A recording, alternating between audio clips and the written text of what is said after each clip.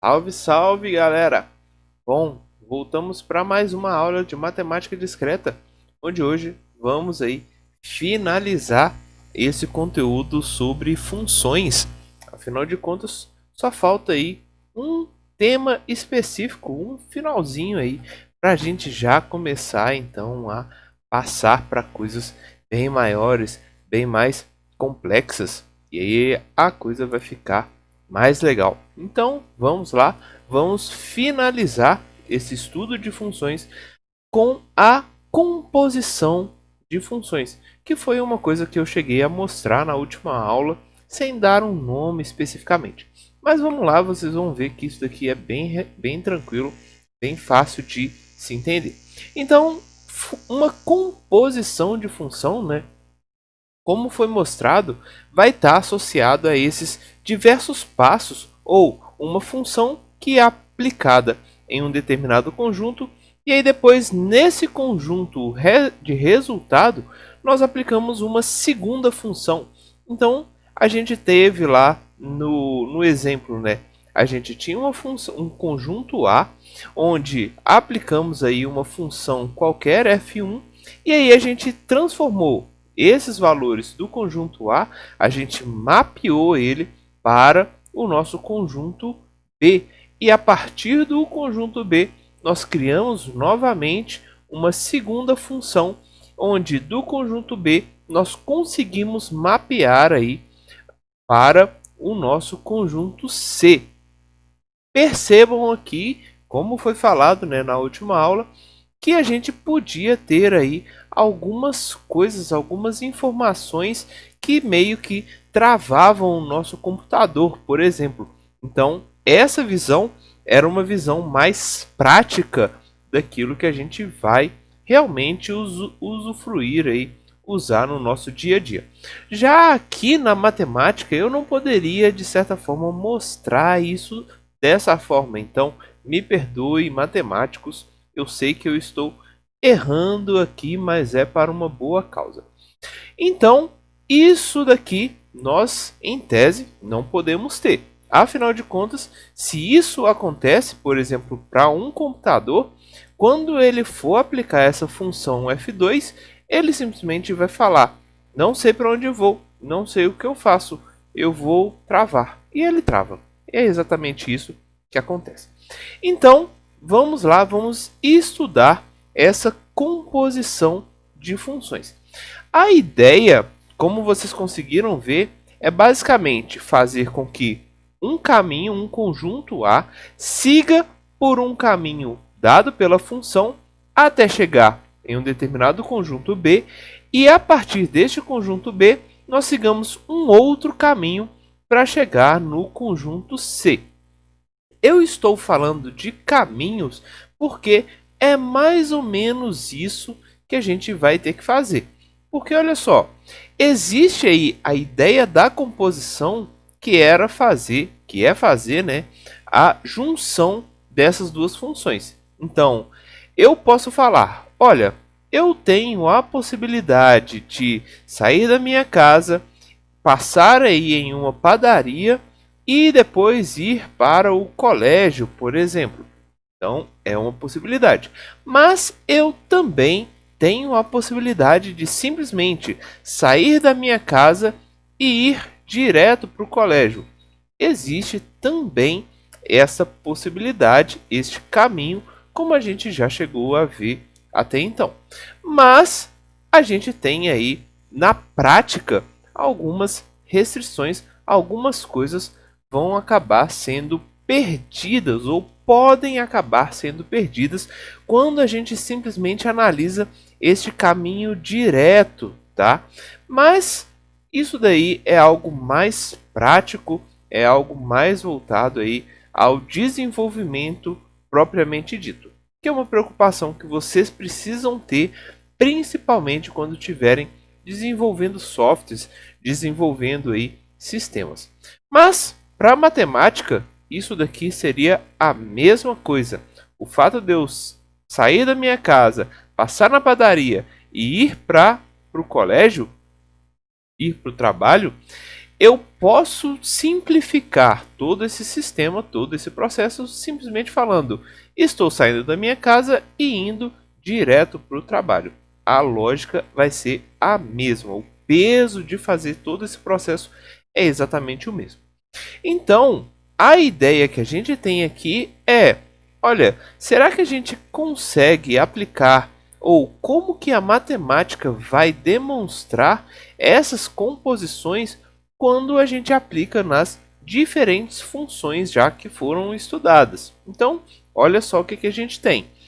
No caso da função injetora, eu vou mostrar para você o seguinte: olha, vamos considerar aqui uma primeira função dada por x ao cubo. Então, essa função será injetora.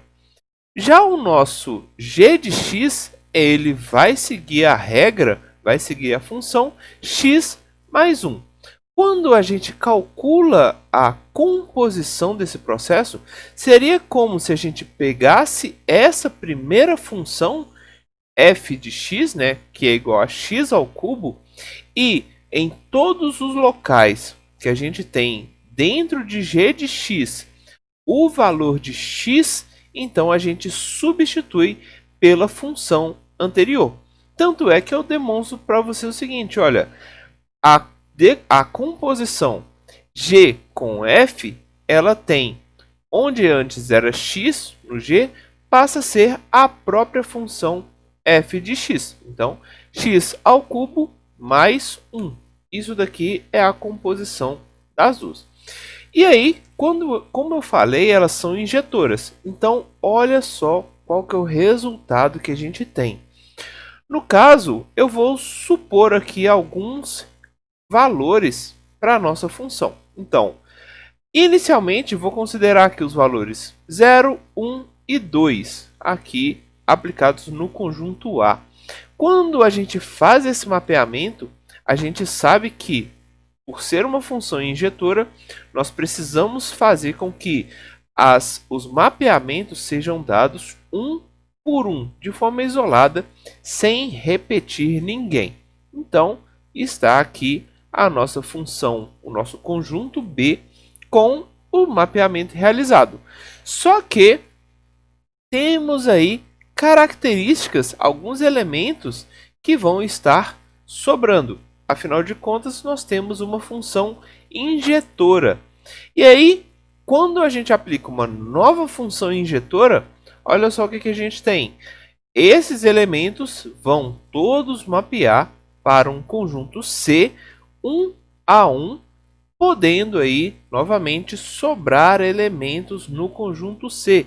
Então, temos aqui este resultado. Lembrando que esses elementos aqui, quando a gente fizesse isso na prática, a gente poderia confirmar que esses elementos estão realmente sendo mapeados através aí de testes, por exemplo, testes seccionando aí o nosso sistema. Então, se tudo isso daqui é realizado, é calculado, então, beleza. Temos a nossa função injetora sendo aí composta, aliás, duas funções injetoras, criando aí uma composição que funciona normalmente. Já no caso da sobrejetora, eu vou falar o seguinte: olha, vamos pegar aqui uma função f de x dada por x ao cubo menos 2x. Então, esse valor aqui é a primeira função f de x. E uma segunda função g de x, a gente vai seguir a lógica x ao quadrado. Então, como eu falei, para a gente fazer a composição, a gente pega a primeira função e coloca ela inteira em qualquer local que aparece x.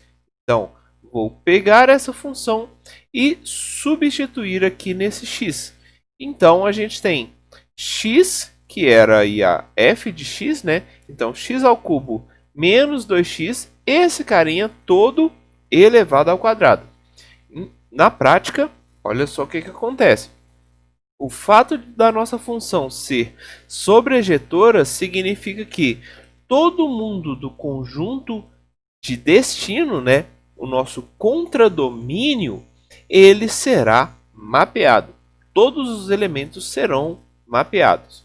Então, mesmo que a gente tenha aí 2 ou mais elementos daqui do nosso conjunto A mapeando o mesmo elemento no nosso conjunto B.